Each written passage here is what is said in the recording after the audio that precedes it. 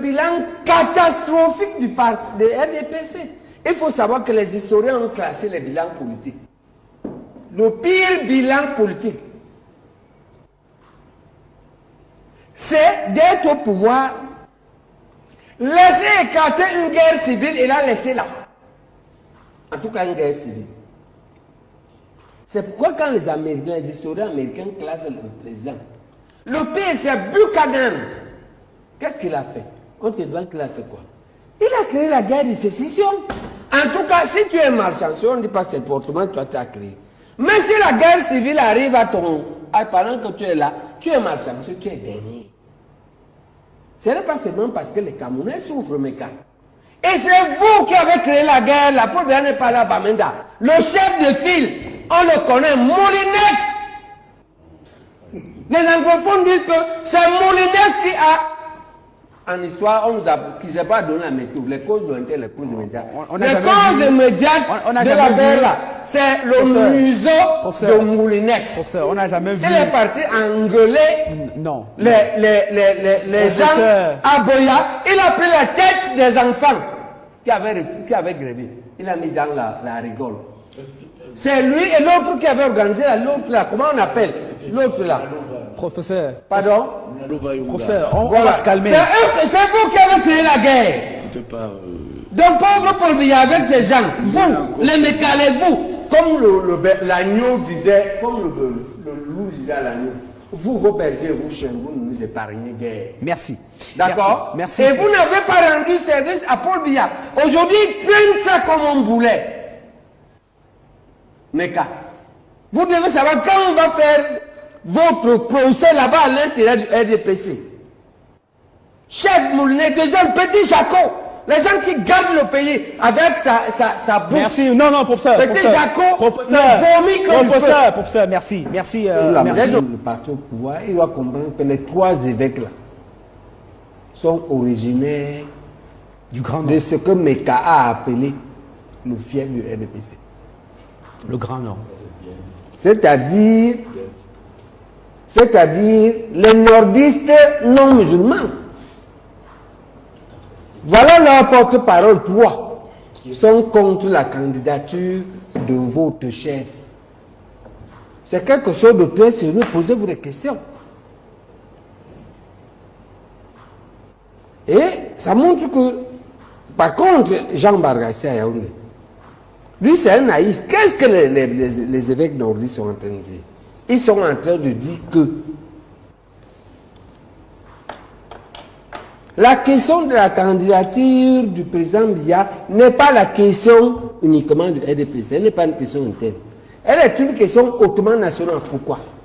Parce que c'est comme si on va dans un match où un capitaine d'une équipe,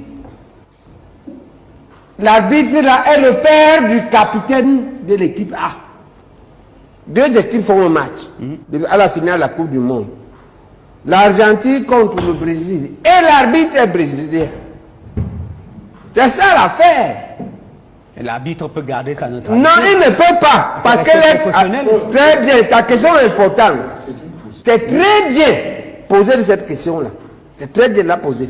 L'esprit humain n'est pas comme ça. Ce n'est pas parce que Paul Biya elle est comme ne boue pas les urnes parce que Paul Biya le lui demande. La Cour constitutionnelle ne fait pas les faux procès parce que Paul Biya le demande. Paul Biya est tranquille. C'est que l'être humain est que dès que c'est toi qui le nommes et le revoque, quand tu veux, il te doit tout. Donc, et ne peut pas, non. Ce n'est pas seulement le propre des Camerounais, parce que vous parlez de l'être oui, humain. Oui, on dit que si on a un système électoral où une personne nomme tout le monde, revoque tout le monde, quand il veut, y compris à la veille des élections, tout le monde ou la majorité là, va travailler pour lui. Ça s'appelle le jeu pipé. On est en train de, les évêques disent que depuis 40 ans, Paul Biya, toutes les élections que tu as gagnées là, tu as gagné parce que c'est toi qui es le chef de tout. Et donc, tu as deux alternatives. Ou en mars, l'UPC en train de réfléchir que on va proposer à Paul Biya RDPC. On est en train de réfléchir au laboratoire. comment faire pour résoudre ce problème de la neutralité du système électoral. Il peut aller aux élections, mais avec un système neutre, en allant à l'Assemblée, en changeant les lois qui font la neutralité. Les lois qui font la neutralité, par exemple, on dit n'importe quoi, le laboratoire est en train de travailler, le laboratoire de Henriette Ekouin est en train de travailler pour proposer des choses comme, on peut faire une commission neutre qui nomme les camps. Quelque chose comme un de ses évêques, le chef des pasteurs, le représentant des musulmans, puis les représentants des partis ayant déjà siégé à l'Assemblée. C'est eux qui nomment les camps.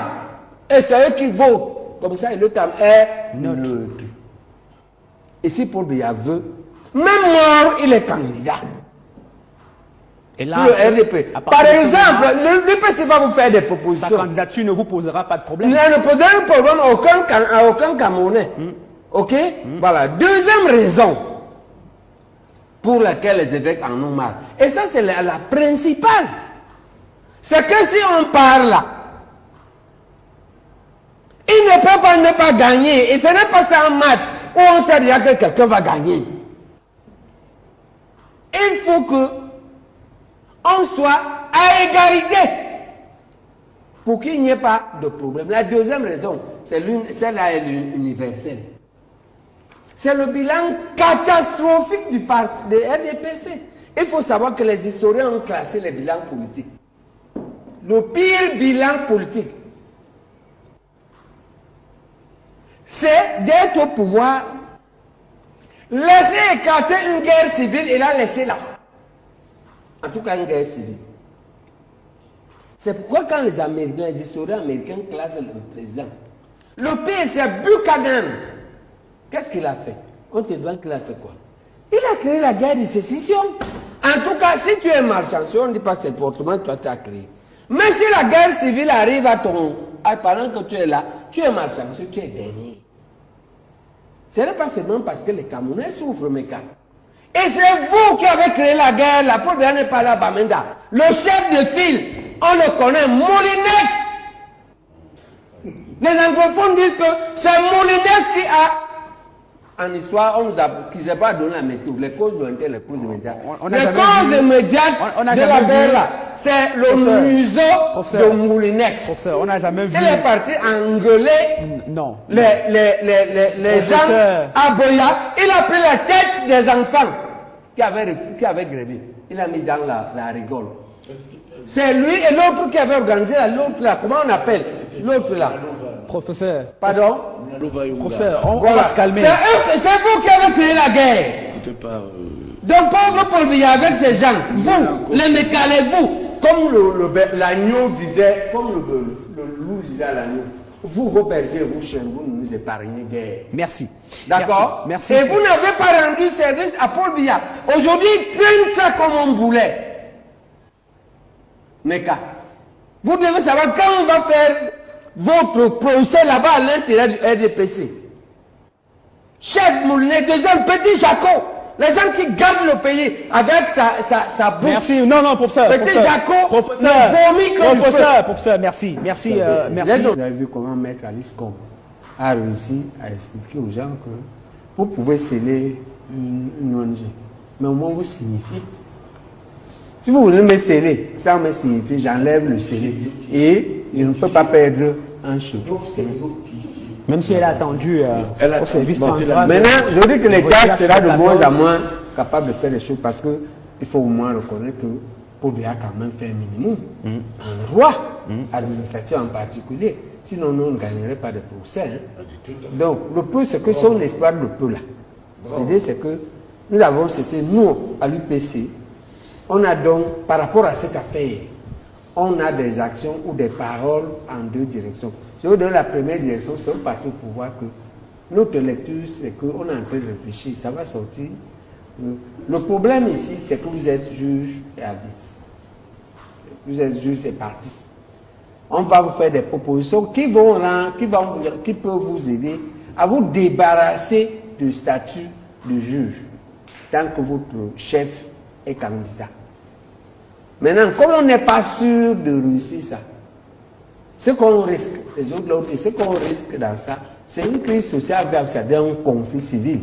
C'est-à-dire que c'est ça que l'évêque de Baroua dit en craquant. C'est pourquoi il parle un mot inacceptable. En réalité, il faut comprendre qu'il a l'évêque de Yagua. Voilà, il a craqué, il n'a pas élaboré un discours, ni une pensée. Il craque. Il a pété un câble. D'ailleurs, il a pété le câble. Et il dit, après ça, il dit Amen. Il a craqué. Bon, mais ce craquage-là montre l'état d'esprit qu'il y a dehors. Ce qu'il y a dehors comme état d'esprit, c'est qu'il y a une cristallisation des diables, des satanistes, des lucifériens et des péchés, qui aussi sont dans ce que les philosophes de la Deuxième Guerre avaient appelé l'énergie du désespoir. C'est-à-dire qu'il y a un groupe de nazis qui avait dit, bon, nous maintenant on a perdu la guerre, mais les Américains l'avaient.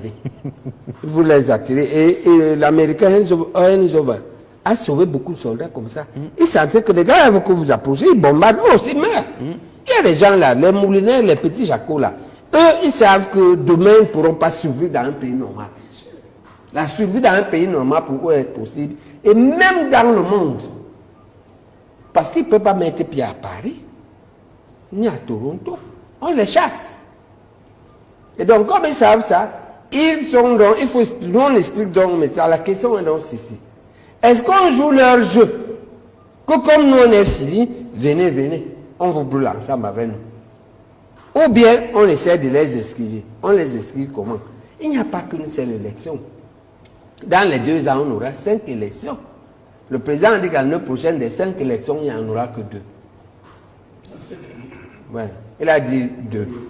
Voilà. Il a 2025. Ouais, il en reste 3.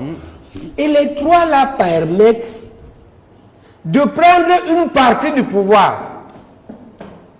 C'est-à-dire qu'il ne faut pas seulement se concentrer sur voilà, il ne faut pas croire que le pouvoir, c'est seulement être président. Les législatives si municipales, les opposants, on a disons, 150 mairies sur 350. On a 100 députés sur 180. On a, ça fait quand même un minimum de pouvoir. Qui peut même vous mettre en position de pouvoir partiel, mais en position dominante. D'accord? Vous êtes majoritaire. Si vous le faites par la bêtise de 92, c'est vous qui prenez la primature. Ce président tel qu'on le voit, il ne va pas refuser, il va donner. D'accord? Si les sataniques n'arrivent pas à vous casser, et que vous êtes vraiment un bloc dur, ils vous donnent la primature, vous faites le gouvernement. Ok? Bon, maintenant on a le choix entre ça. Parce que même l'opposition a des pyromanes. Ah oui. D'accord?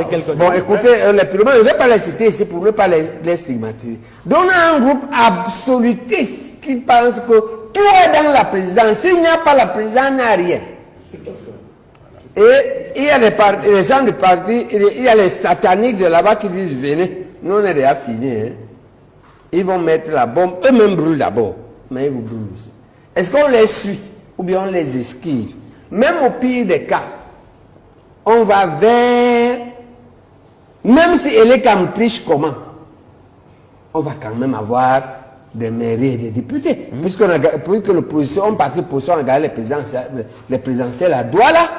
Nous, je crois qu'en 92, on avait presque, on nous avait arraché une partie des députés, mais on avait presque les 9.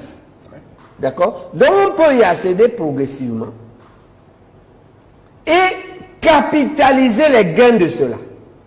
On peut en même temps assurer de plus en plus le monde des affaires. On peut éduquer les citoyens à mieux gérer le petit patrimoine que la nature leur donne. Et se préparer à changer notre pays dans la durée. Mais ça, c'est aussi un autre parce qu'il ne faut pas croire que le changement du pays, le bon changement est uniquement brutal, subit et présidentiel. Non. Professeur, les prélats peuvent aussi éduquer les chrétiens dans ce sens. C'est pourquoi ce qu'on ne pas faire une fixation seulement sur la présidentielle. Voilà. Mais on est d'accord avec vous. Ce qu'on fait là s'adresse à plusieurs personnes. On vient ici pour baisser la pression. Non pas parce qu'on est lâche, mais c'est parce que nous à l'UPC, on vous rappelle que nous on a fait 4 guerres. 4 fronts. Hein. Ce n'était pas les nyama comme on voit là. C'était qu'un type entre et il tue les gens. Nous, on a tué les gens. On a fait la guerre. Donc, on connaît ce que c'est que la guerre. Vous en faites partie? Disons, je n'avais pas là, mais j'ai distribué le courrier à 4 ans. D'accord. C'était entre parenthèses. J'ai fait la transmission. Mais je veux dire que nous, on sait ce que c'est la guerre. Mais je sais comment je sais ce que c'est la guerre. Parce que mes parents furent déportés. D'accord? Parce que mes grands-parents, mon grand-père fut tué par le colonel Lamberton. Ici à Izekano. Je connais ça, je vis ça. J'ai des séquelles jusqu'aujourd'hui. Parce que nous, on a des séquelles. Alors, est-ce que le discours qu'il faut tenir aujourd'hui pour vous relancer, nous, est notamment aussi de sensibiliser certains leaders de l'opposition qui ont boycotté par le passé les élections législatives et municipales et qui se retrouvent aujourd'hui coincés et qui veulent absolument aller à la présidentielle et aujourd'hui se retrouvent dans cet engrenage. Bon, il dit qu'il a une solution. Mais moi, je ne veux pas entrer là-dedans. Ce qui est important pour nous, c'est le choix, c'est que l'UPC veut élaborer et sortir les deux modèles. Le risque d'explosion sociale que nous courons, si nous restons dans les états d'âme, dans la logique de la violence, dans le la stigmatisation et de l'impatience. Et maintenant, l'avantage que, si malgré tout, on va pour gagner les présidentielles, l'UPC ira. Il faut que tout le monde qui fait les trafics là, avec les faux UPC, sache que l'UPC ira. C'est déjà le débat est en France, le débat a lieu dans le monde, le débat a lieu à l'intérieur et il y a un travail qui se fait. L'UPC ira. Maintenant, est-ce qu'on va vers une sorte de changement progressif de notre société et de notre pays et de nous-mêmes? Parce qu'il faut savoir que une bonne partie de nos malheurs, de notre vie difficile, c'est d'abord nous-mêmes, non? Si on boit tous les jours jusqu'à 22 heures, tout l'argent finit là-bas, est-ce que c'est encore de peu? Tu as gagné un peu d'argent. On est là à la maison, tu t'arrêtes au bar avec le poulet braisé, le porc, tu fumes la chicha. Ça, c'est pour Béa. Non. Quand même. Donc, on peut améliorer notre vie nous-mêmes. Et c'est pourquoi moi, j'en appelle au changement. C'est pourquoi les UPC m'ont encouragé à écrire un livre. Maintenant, ils me demandent un autre. Ils disent que ce que j'ai écrit, c'est pour les jeunes. Il faut que j'écrive pour les adultes. Ça, c'est un UPC, un fondamentaliste comme Marc Macon qui est venu me dire ça dans mon cabinet. Que, écris pour nous. Est-ce que nous, on va du coup? Marc Macon, c'est un ancien combattant. Réel hamburger, c'est quoi qui est en promotion? Le livre, c'est hamburger, c'est quoi? Qui montre aux jeunes comment il peut utiliser ce que le peu que Dieu lui a donné. Bien l'organiser, le capitaliser, le gérer et vivre mieux. D'accord.